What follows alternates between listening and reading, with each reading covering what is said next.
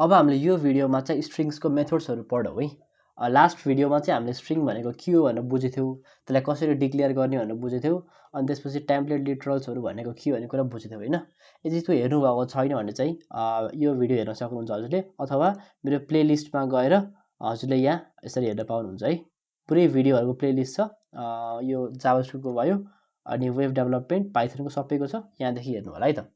Okay, अब चाहिँ हामीले सुरु गरौँ।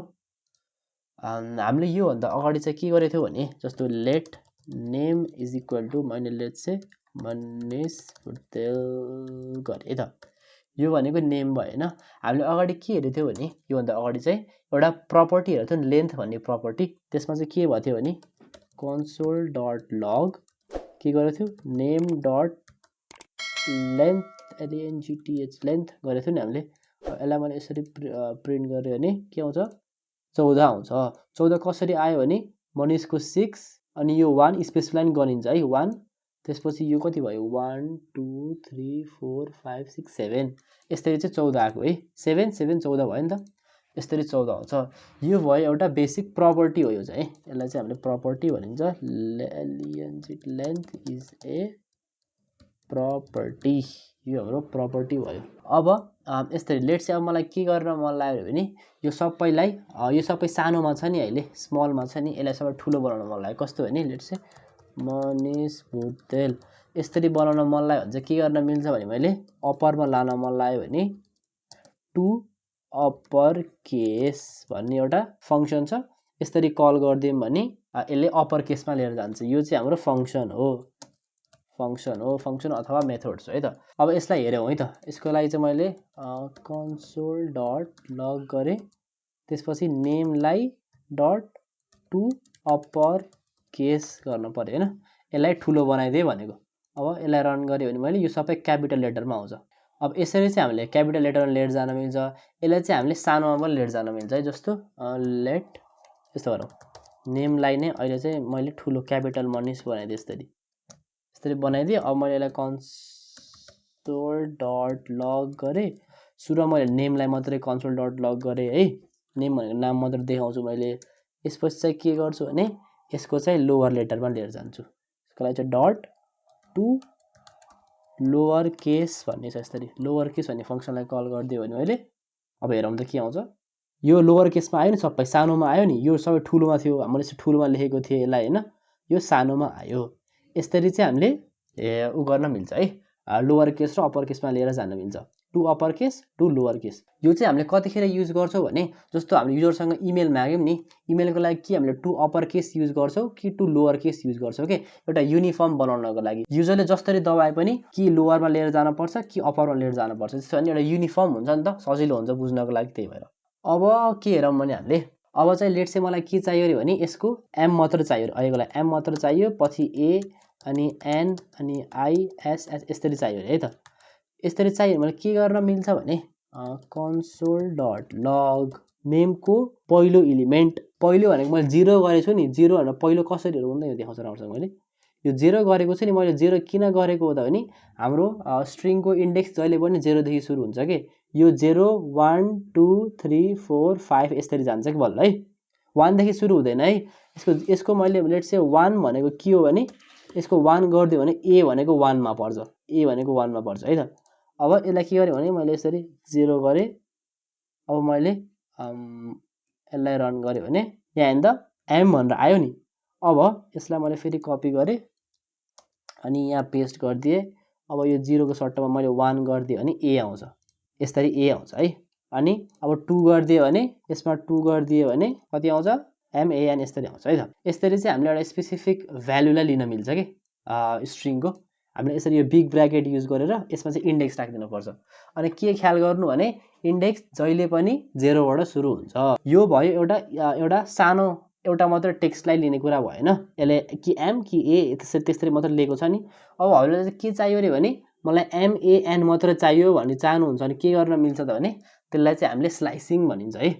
स्लाइसिङ भनेको जस्तो हामीले केकमा पनि हामीले स्लाइस बनाउँछौं नि, काटेर इत्रो सानो पार्टहरु बाँड्छौं नि, त्यसलाई स्लाइस भनिन्छ नि। त्यसरी नै स्ट्रिङलाई पनि टुक्रा टुक्रा बनायो भने त्यसलाई हामीले स्लाइस भनिन्छ।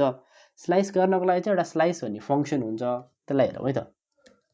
console डट लग नेम डट स्लाइस अनि स्टार्ट कहाँबाट गर्ने स्लाइसको 0 देखि गर्ने इन्डेक्स हुन्छ यो चाहिँ इन्डेक्स हुन्छ अब यसलाई गर्ने 0 1 2 3 3 सम्म गर्ने है अब यसलाई मैले यसरी रन गरे भने हेर्नु त MAN भनेर आयो नि यहाँ के हुन्छ भने यसले लास्टको यो लास्टको इन्डेक्स छ नि लास्टको इन्डेक्सलाई चाहिँ इन्क्लुड गर्दैन जस्तो 0 1 2 3 भनेको त यहाँ आइसम्म आउनु पर्ने हो नि त 0 1 2 3 त आइसम्म आउनु पर्ने हो तर के हुन्छ भने यसले लास्टकोलाई चाहिँ एक्सक्लुड गरिदिन्छ कि इन्क्लुड गर्दैन मान्दैन त्यसलाई है त यसरी चाहिँ हामीले गर्न मिल्छ यो भयो एउटा तरिका अब अर्को के हुन्छ भने यसमा हामीले दुईटा आर्गुमेन्ट पास गरेको छौं नि हामीले फंक्सन भन्ने भिडियोमा पढेको थियो नि आर्गुमेन्ट भनेको हो के हो प्यारामिटर भनेको के हो भनेर यसमा हामीले दुईटा पास गरेको छौं अब एउटा पास गरे हेरौँ त के हुन्छ एउटा भनेको मैले 3 मात्रै पास गरिदिए रे है त 3 मात्रै गरे भने के हुन्छ भने 3 पछिको आउँछ के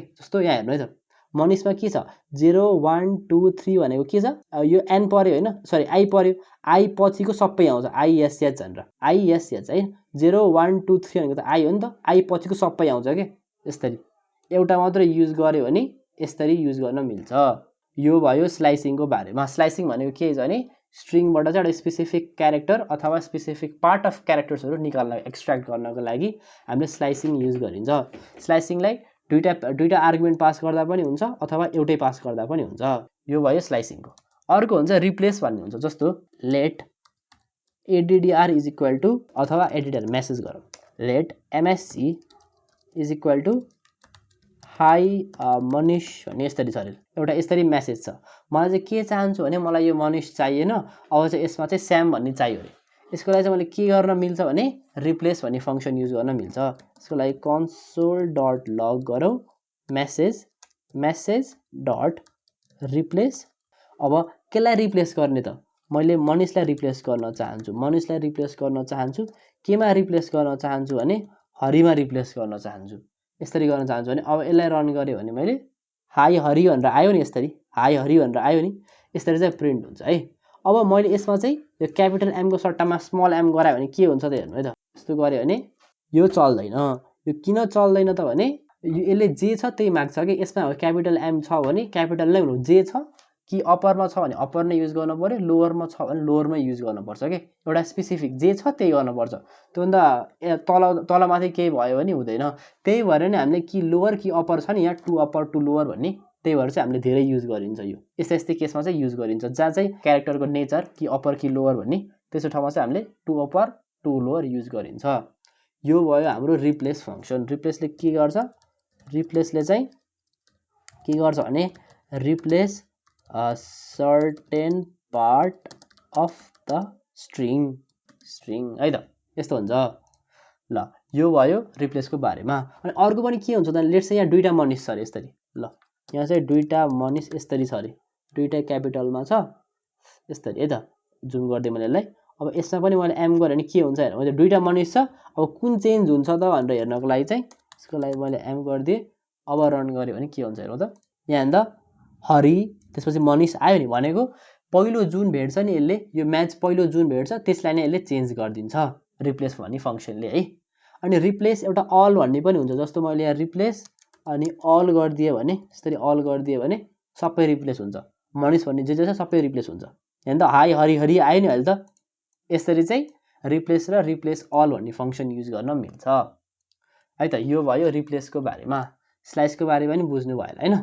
अर्को बुझौँ हामीले अब ट्रिम भन्ने फंक्सन बुझौँ है त एकदम इम्पोर्टेन्ट छ ट्रिम भन्ने चाहिँ किनभने पछि हामीले वेबमा गर्दाखेरि जेसन फाइलमा चाहिँ जेसन अथवा अरु कुनै फर्मेटमा गर्दाखेरि पनि कस्तो हुन सक्छ भने अननेसेसरी स्पेसेसहरु आउन सक्छ के जस्तो late name1 is equal to के छ रे भने यसरी एउटा ट्याब छ रे यसमा अनि यसमा चाहिँ कोड छ अनि यसमा अर्को ट्याब छ यसरी अनि त्यसपछि ल यति छ अहिलेलाई यति नै छ है त name1 इज इक्वल टु यहाँ यसरी एउटा ट्याब छ यता एउटा ट्याब यसरी आइदेछ यो हामीले नचाहदा नचाहिदै र्यान्डमली आएको कुरा हो है त अब यसलाई फिक्स गर्नको लागि चाहिँ हामीले ट्रिम भन्ने फंक्सन युज गर्न सकिन्छ यसको लागि चाहिँ हामीले console.log गरौँ है अनि त्यसपछि name1.trim भन्ने युज गर्दियौं भने के हुन्छ भने यसले ट्रिम गरेर दिन्छ यसलाई म ट्रिम गर्न भन्दा अगाडि चाहिँ यतिकै प्रिन्ट गर्छु है त console.log name1 ल अब यसलाई हेरौँ त ल यहाँ हेर्नु त एउटा कोडमा यसरी स्पेस आएको छ अगाडि अथवा ट्याब आएको छ, यहाँ चाहिँ एकदम मिलेर आएको छ नि,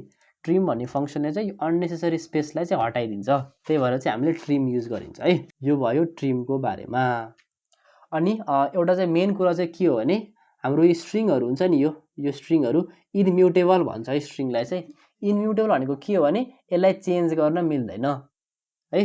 जस्तो मैले नेमको मलाई यसरी यो भयो नि, लेट्स से 0 को भ्यालु चाहिँ म यो m को सट्टामा a गर्दिन मिल्दैन, अनिस बनाउन यसलाई मिल्दैन। मैले इज इक्वल टु यस्तो गरिदियो भने यो मान्दैन। किन मान्दैन भने हाम्रो स्ट्रिङ चाहिँ इनम्युटेबल हुन्छ। यो म्युटेबल र इनम्युटेबल एकदम कुरा बुझ्नुपर्छ, राम्रोसँग बुझ्नुपर्छ। यहाँ हेर्दा कतै पनि चेन्ज भयो नि, मनुष्य सबैतिर मनुष्य चेन्ज चाहिँ हुँदैन। त्यही भएर स्ट्रिङ भनेको इनम्युटेबल हो, यो कुरा ख्याल गर्नु है। कहिले पनि हल्ले स्ट्रिङलाई चाहिँ यसरी चेन्ज गर्न पाउनु हुँदैन। यसलाई चाहिँ मैले कमेन्टमा डज नट वर्क भनेर लेखिदिन्छु यसरी। अर्को पनि एउटा कन्क्याट भन्ने पनि हुन्छ, त्यो पनि बुझौँ है।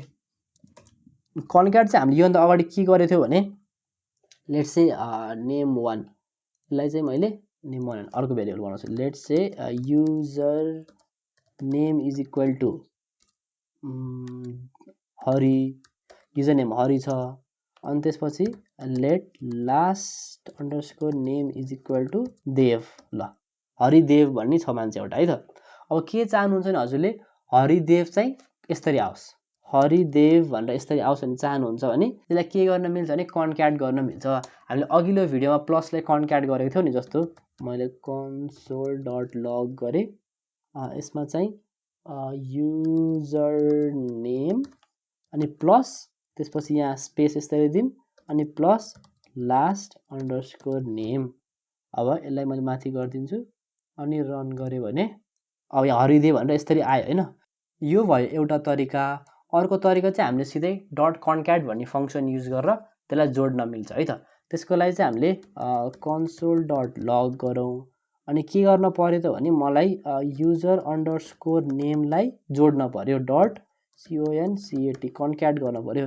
केमा कन्क्याट गर्न पर्यो भने सुरुमा स्पेस जोडिदिन पर्यो, त्यसपछि चाहिँ लास्ट अंडरस्कोर नेम जोडिदिन पर्यो हैन। यसलाई रन गऱ्यो भने मैले माथि गरायो भने सेम आउँछ अघि जस्तै। के user underscore name dot concat is not defined, concat हो है, मैले स्पेलिङ बिगारेछु, कन्क्याट हो। रन गऱ्यो भने आयो नि यसरी हरिदेव भनेर आयो हैन।